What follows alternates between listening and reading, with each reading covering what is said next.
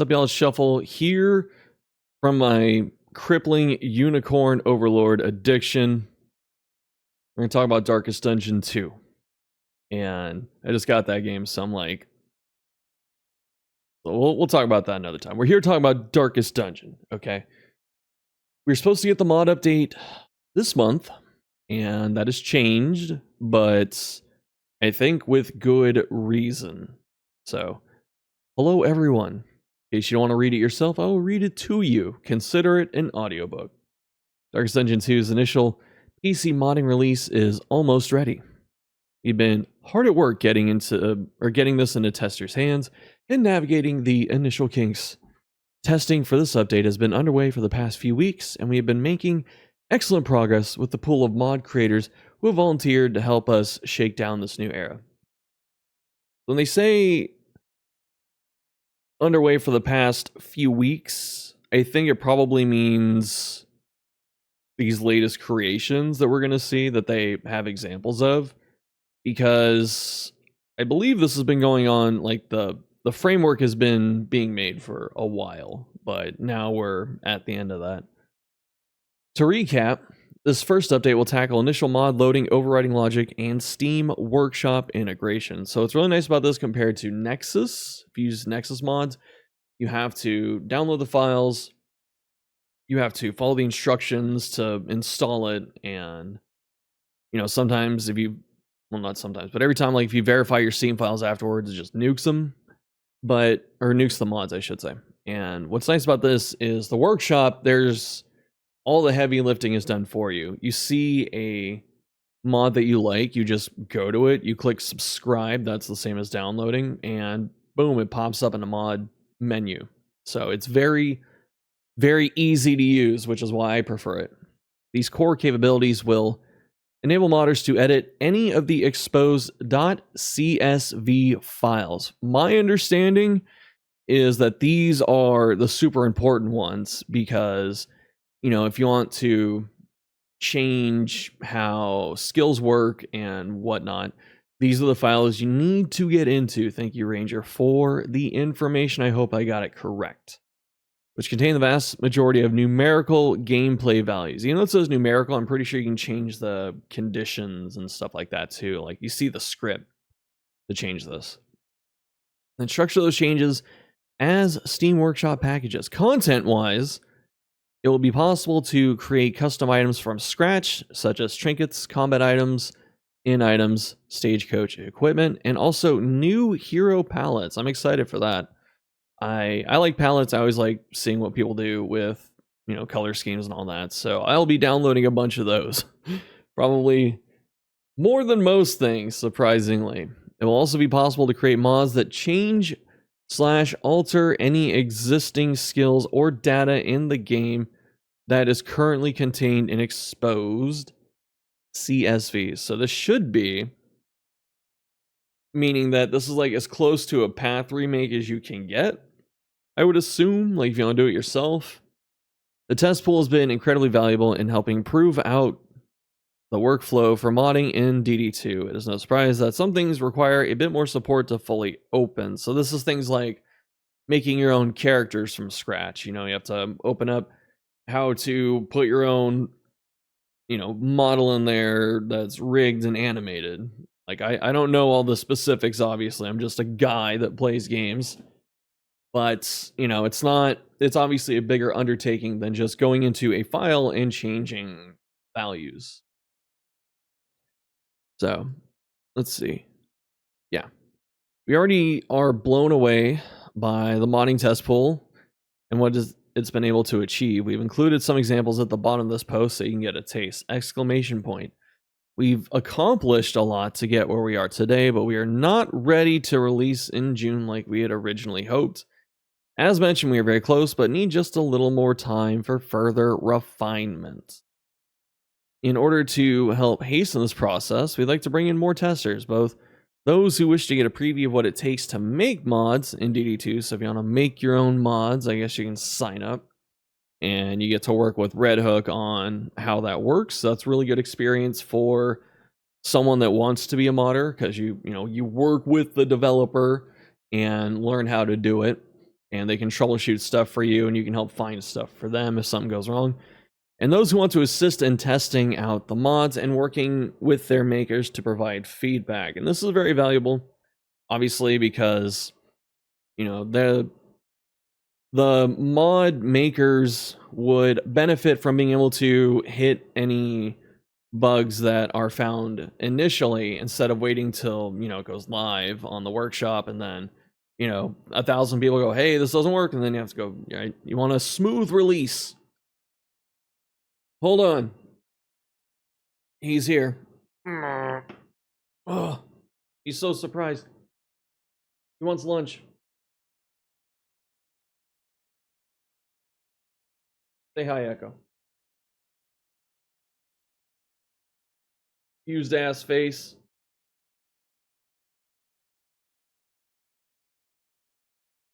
Let's say he didn't come here for my cat. He made it easy for me to leave. All right. If you're interested, sign this survey. I'll link it, if I remember, along with the article in the description, which has all the other things. If you want to support the channel, like Patreon and YouTube memberships, Discord, you know, join the community. Look at that subtle plug. Amazing, amazing segue. Now back to our normal programming. Those selected can expect to hear from our team in the second week of July. So the first week is going to be collecting all of the applications, and then up until the second week, they're, you know, processing and finding who they're going to take in. A few more weeks of testing with some additional modders will help get this initial update over the finish line and put us on target for a late July release. So it's delayed by a month. Finally, if modding is not something that excites you, we're happy to report that there are other additions coming that may be of interest. We'll also be updating both the Man-at-Arms and the Jester alongside this release. So in a month, we get to take the Nerf sledgehammer to Man-at-Arms and hopefully just take them down a few notches. I'm not sure what's going to change for Jester. I actually foresee some path buffs in the form of maybe Soloist and Mezzo. And people are going to say, no, they're really good stuff. They can win. I know. Everything's viable. Does that mean that Soloist and Intermezzo aren't as clunky or difficult to run compared to Virtuoso, which is brain dead, right? That's what I'm getting at. While you wait, we want to take this opportunity to share some of the inventive mods that have been created so far. Read on to see examples of pets, trinkets, combat items, and quirks our testers have cooked up. Tranquil, friend of the show, has created some inventive pets for modders to use, including a portable jester. Bringing the Jester along gives your allies a chance to stress heal when they land a crit, which that's already in the game, I think, so maybe it's just an increased chance or a separate chance that's rolled. You'll also be gaining 2% crit to, or 2% to crit when moving, so it's like the Croc, at the cost of gaining a 33% chance of getting 2 bleed tokens, 2 stacks of bleed. How much is that bleed? 2 damage? 1 damage? Is it 2 by 3? I don't know. 1 by 2? We'll have to see. And Tranquil, I'm pretty sure, made his own art. Let's see. Portable Jester, pet, and it's actually his picture. I'm sure someone that can do like a 2D art, I'm sure will make something more funny than this. But yeah. 2 bleed for 3 turns. Yikes. That hurts. Like, that's way worse than the Croc. No, I don't know if it's way worse than the Croc thing, but yikes. Is this bleed resistible? Who knows? Because tooltips. Tooltips. Nah, I don't. Oh, that's perfect. Chester's up here. Instead of the pet cage, he's on the wagon. I didn't see that before. Amazing. Absolutely incredible. Combat item example 1. Wobberjacky created a unique combat item like the Arachne Weave. When used in battle, this item will transform its target into a webber. Just straight up become a spider. Is this a Lolth reference? Or my favorite people? Where you at? Everyone's a favorite person, even if they don't know it. Sorry, my cats are going a little nuts too. This is starting to get scatterbrained. So man, you don't want to transform on impervious enemies. Oh, it turns an enemy into a spider. Really? I mean, it's a combat item, but can it turn the player into a webber? That'd be way funnier. But I guess this is fine because you turn him into something that's relatively easy to take down because it doesn't have dodge. Item example number 2, Glimpse of Madness. 1 target, 2 crit, 3 burn. 50-50 chance of 1 stress. Really interesting, good initial art. I like this. Very fitting. Trinket mod example, creator Lux, also a friend of the show. Shoutouts to Lux. Bring your own barricade to the battle with the portable barricade trinket. If a hero's missing, spawn a barricade. Yeah, that's hella good. Oh my god, I wonder how this works with Thrilling Tablet. Like, does this count as a hero? I guess it would have to. But like, you know, that would be insane. You have Thrilling Tablet and the barricade, and that's like your trinket setup, and you just sit there guarded the whole time. That would be really good, dude.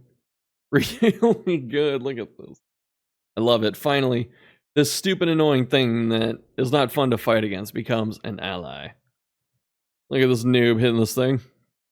You can heal it? Huh? Bugcat 3D8, Trinket mod example number 2. Power up your cultist with the Dream Relic. Cool looking knife. On Killing Blow for melee, you get a unchecked power token and 10% chance to apply bleed for the entire region. Anamnesis skills on Killing Blow. Anamnesis does 1 damage, or an extra damage for region. Chaotic skills, Chaotic Offering skills removes all Dream Relic buffs. So if you ever hit, I like, that's an interesting downside. That's a really good downside because it stacks up with itself, and the easiest way to get Chaotic Offering, or to get unchecked powers to use Chaotic Offering. But if you do that, you nuke all your buffs. So, like, the first fight, you can use Chaotic Offering because you don't have any buffs. Then after that, it's like you just have to melee everything down. That's really cool. Quirk mod example. Also Lux. Use mods to add new quirks to the game, such as Marksman. Gain on attack, plus 3% crit. Gain on crit, remove buffs. Like it. Very good. Scruff C has created an in item that will increase your chances of running into Collector. Typo! Collector's Cage. Lure out the baleful king with an offering. 1 target, 1 stress. Combat start versus Collector, plus 1 stress, 1 region. So after you fight him, you get stressed the whole time. I'm not sure what this is. 1 target gets stressed. Warding. Okay, that's the end of it right now. But really cool. I am more excited for this than I initially was because I wasn't sure what people would be able to do. So these are really good examples. You know, I thought it was just going to be like people changing speed on ordained enemies or whatever, but now you get to do your own stuff. If you can make your own infernal flames with this, that would be really sick. So we'll have to see. So yeah, I'll put it down below in the comments, and something I want to talk about too. I talked about it on stream, but not in a video yet. And that is that I have like Dr. Plushies. I have actually 3 of them, and I'll give 2 away. And they come with a cool makeshift bag, so you know you don't have to worry about that. I don't know when or how I'm doing this though. But these are pretty good. I might do it for the Kingdoms release. We'll see. I'll give them away that way. But yeah. Good quality. Pretty good stuffing. Feels good overall. Hood's a little baggier than maybe I'd prefer, but it's cute. She's got this little, I don't know what this is. Is that a crack in the mask? Who knows, right? But yeah. So that is going. She has little spike pauldrons too. I don't know why she has these. Like, is this her only attempt at defensive, equipment? I don't know. But yeah. So that's it for the vid. Thanks for watching. Check out the box for the relevant links. And I'll see you next time.